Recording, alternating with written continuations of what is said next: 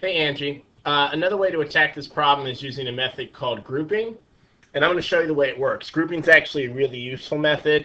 It's even able to be used to do even problems that are harder than this one, so it's worth learning, I think. The way we do grouping is we're going to think about the problem the same way we always do. We need two numbers that multiply to be something and add up to be something else. In this case, it's going to have to multiply not to be -7, but whatever 15 times -7 is. So our goal number, instead of being -7, is actually -105.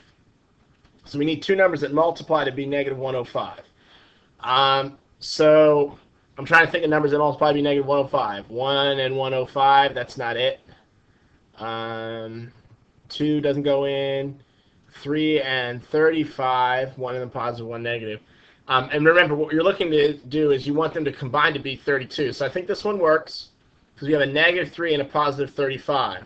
So what you do is you're going to split 32v down into, instead of being 32, we're going to rewrite just this part of it as 15v squared minus 3v plus 35v minus 7. Pretty much what we did was we rewrote 32v as -3v and positive 35v. And these two magical numbers are going to allow us to be able to factor this successfully.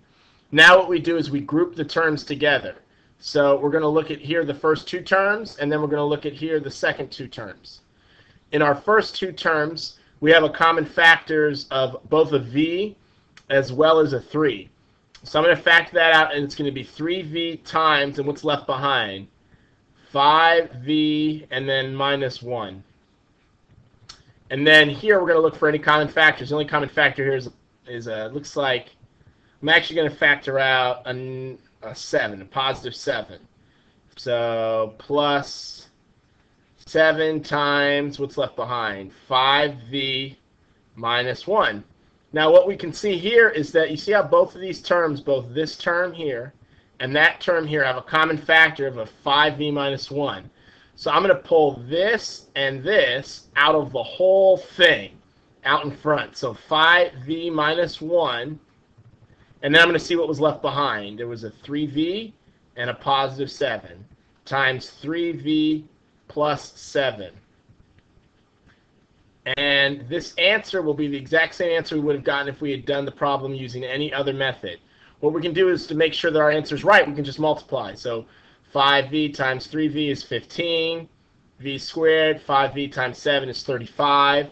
-1 times 3 is -3. So when we combine them together and multiply everything out, we wind up getting the correct answer. So that's how the grouping method works.